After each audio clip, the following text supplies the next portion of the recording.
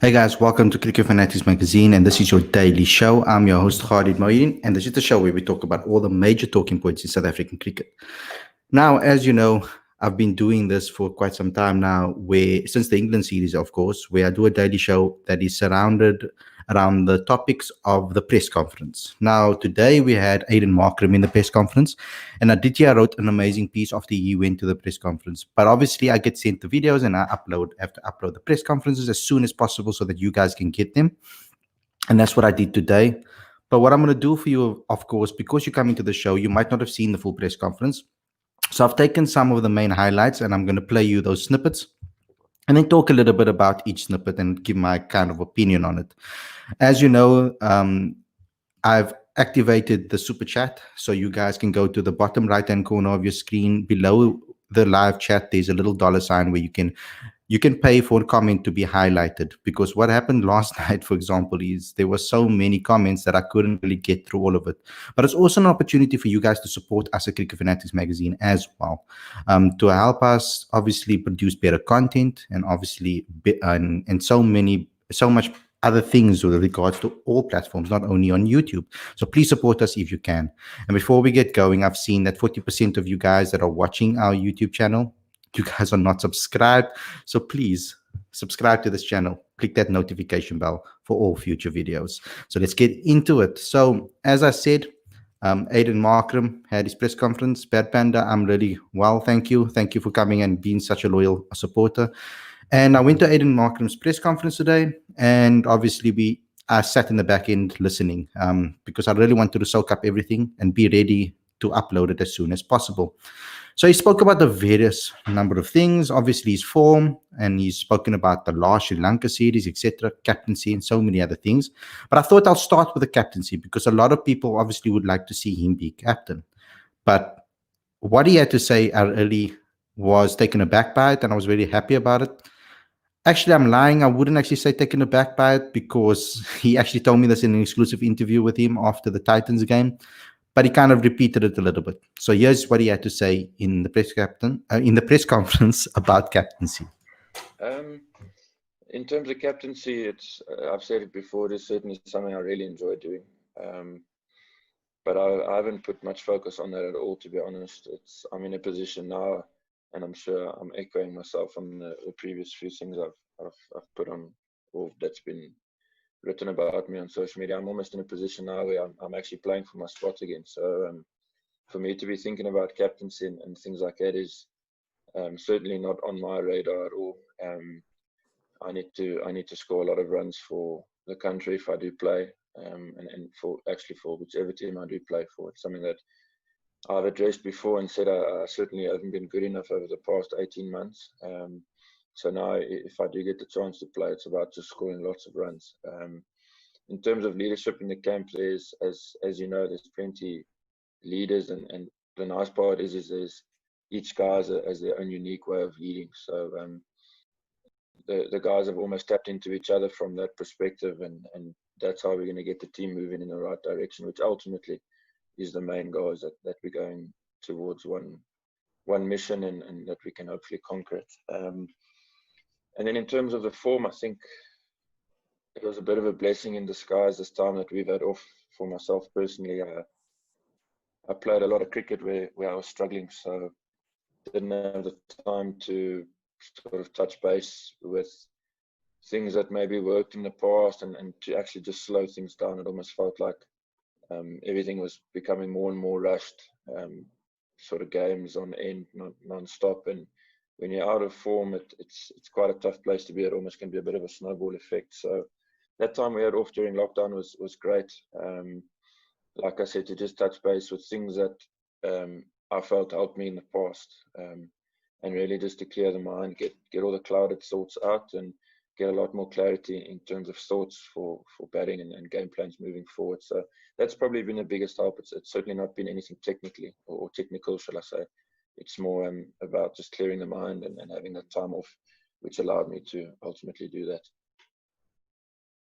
So what stood out over there for me, obviously, guys, is that he actually mentioned that it's a mental side of the things that was bothering him. And I like that in a young player, that he can at least admit that, and obviously be very honest about that and say that what he was struggling with, and that he feels that he's in a better space right now.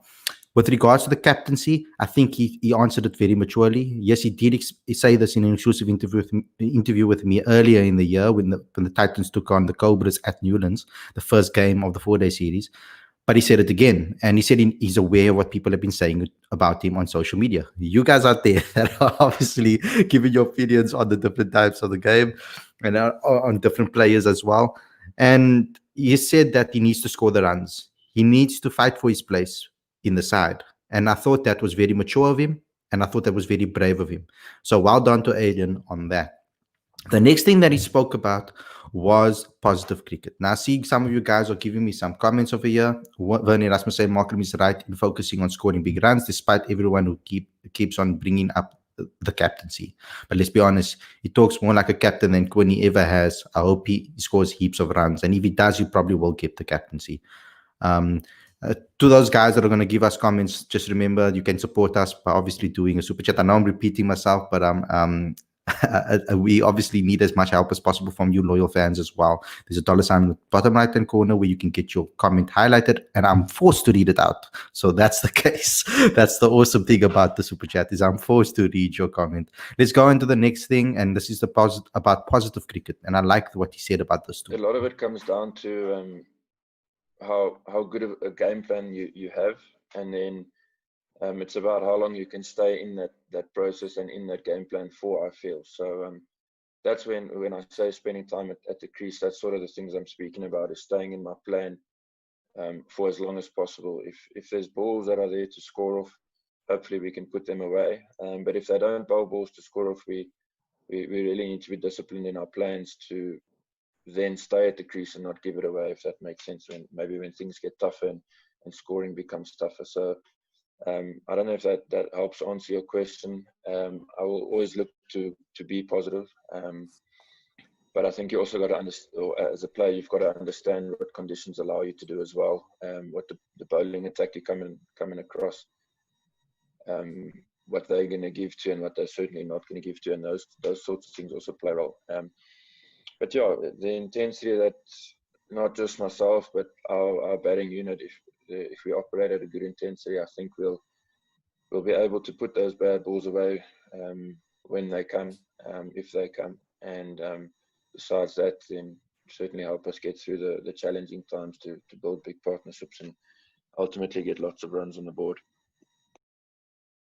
That was a massive statement from him. And I think that the highlight of it is that he said he wants to play positive cricket. Now, it's so important to have an opening pair that with one attacking batsman that has a higher strike rate at the top of the order, and one guy that can anchor that innings and really battle through. And that's what we have at the Proteas at the moment. We've got Dean Algo and Aiden Markram to open that batting. And we've seen how amazing they've been as a pair before.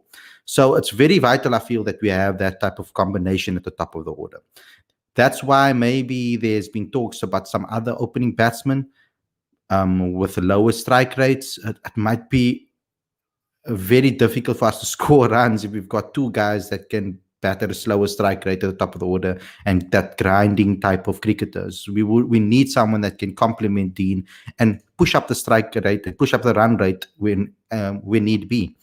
So I was really happy that he spoke about the positivity that they want to play by. But the important part is that he has analyzed and made note of the fact that you have to look at the conditions.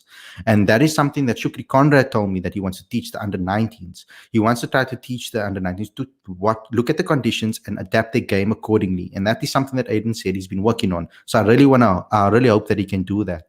And he can really learn how to adapt to different conditions, especially against spin. That is the big thing that we really want to see him improve on. Because then I think he can be deadly anywhere in the world. Lastly, he spoke about Sri Lanka the last time they came to South Africa and they beat us 2-0. He spoke about that and how they're going to look forward against this team. Look, we definitely touched on what happened the last time they were here. It's hard to pinpoint the reason why we went 2-0 down, but naturally at the end of the day, our skills weren't up to scratch, and we didn't perform like we needed to perform in order to win the series. So that's what it comes down to. I think a big positive is that we haven't played Test cricket in a while, so not even Test cricket, just cricket in a while. So the hunger levels are up there for each and every individual in the camp, as I'm sure it'll be for the Sri Lankan side. So it's about putting performances on the board. That's how we're going to get results. So if it's a certain individual's day, their responsibility is to go really big and try put the team in a winning position.